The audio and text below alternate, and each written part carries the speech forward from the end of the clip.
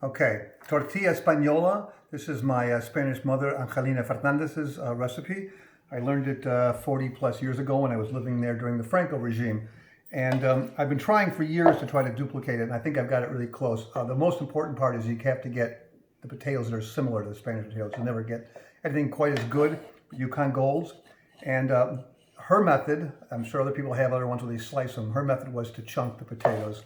And a lot of other Spanish restaurants you go to, you'll see the same thing. So you just insert the knife and just sort of peel back with your hand, with your wrist, and you'll get the chunks.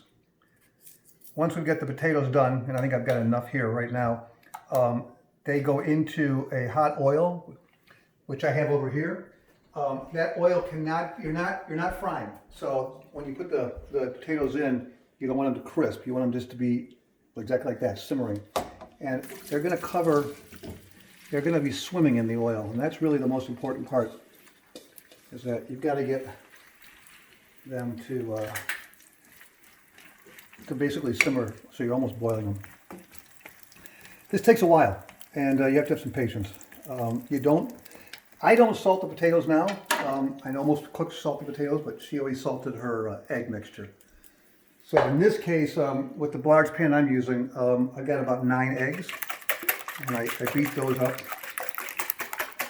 and I will put the cooked potatoes into the eggs when I'm done. Some salt and pepper.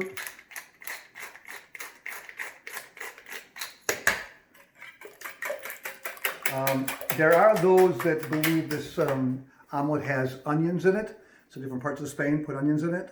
My mother did not put onions in it. My aunt did, so depends on your taste. I prefer it without.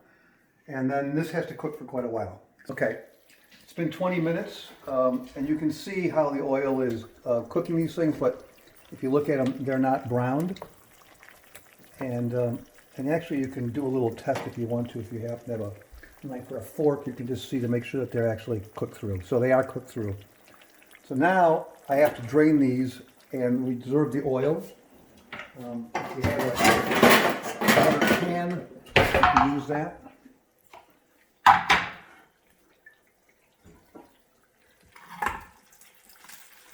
It's okay if you spill a few on the counter.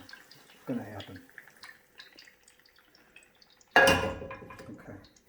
Let me clean up this. Let me clean up these few things that I've got on the pan on the floor and everything here. Okay. So we're going to retain the oil there. And let these drain out. Spain loves their oil, so don't worry about some oil in here. And now I'll bring the eggs over. And actually, the eggs have been whipped. It's not a heavy whip; it's just sort of whipped like scrambled eggs.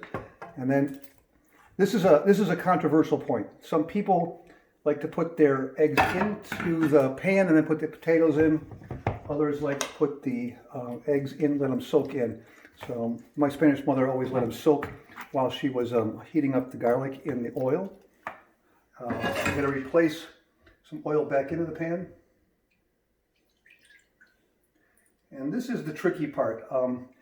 It's still more than you want, but when I put the omelet in, if it sort of spills up the side and gets on top of it, we can spoon that off if it's too much. Get this back up to temperature. And again, this is still not a high cook. And put one smashed clove of garlic in. This is just for flavor. This is not going to get cooked in. I will admit, though, sometimes if this cooks up and browns real nicely, I will chop it up and throw it in with the potatoes. Okay, so the eggs have been soaking in the potatoes. Now it all goes into the pan. And this is the part where you'll see. I've never been able to gauge this right, how much oil you use, but there's too much there, so we need to dip a little bit of that out. Let me just get a spoon.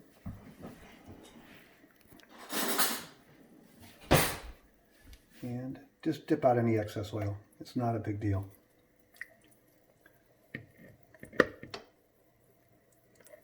It is swimming in oil, and that's always when we go to flip this, that's one thing you have to protect yourself from a little bit.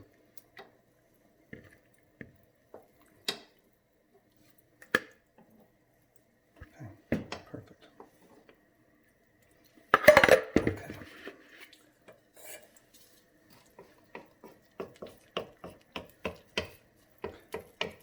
So again, it's a slow cook.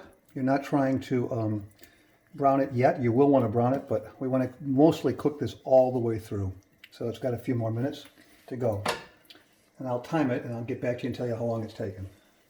Okay, so it's been about 10 minutes and you can see that the omelet or tortilla actually still moves around the pan and it's getting pretty much cooked all the way through.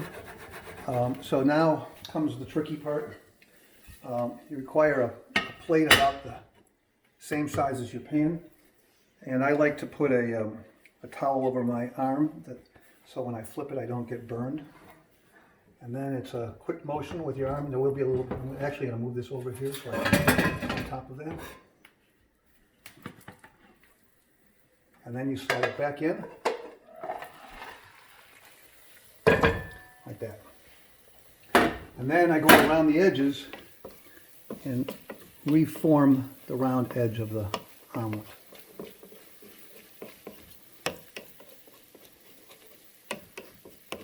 And we'll let this cook a little more, and I will flip it one more time just to make sure it's all the way cooked all the way through. Okay, so it's been cooking for about another 4 or 5 minutes, and I check it again to see how it looks. Put it in one more time. Put all the pieces back in again. Give it a couple more seconds, and then I'll take it back out again, and we're done. We're ready for it to cool. So a couple more minutes.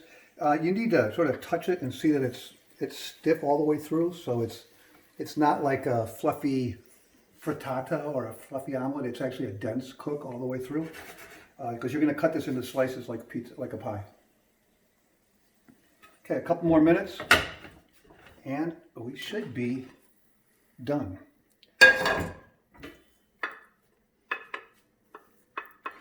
it's got to rest now. And sometimes if I think there's too much on the top, I will dab it off with a little bit of paper towel. And that's it. And there we go. It's been about 10-15 minutes. I personally think these things get better as the day goes on. But here's what we should be looking for. Cooked all the way through. And you should have a little bit of Spanish jamon, some manchego. This is eaten virtually every day in Spain. You can make it in a sandwich. They put it in a bocadillo, which is, between two pieces of bread. They take it in Tupperware on picnics. It's in tapas, cut into little squares and served with toothpicks. So it's a standard. There you go. I'm done.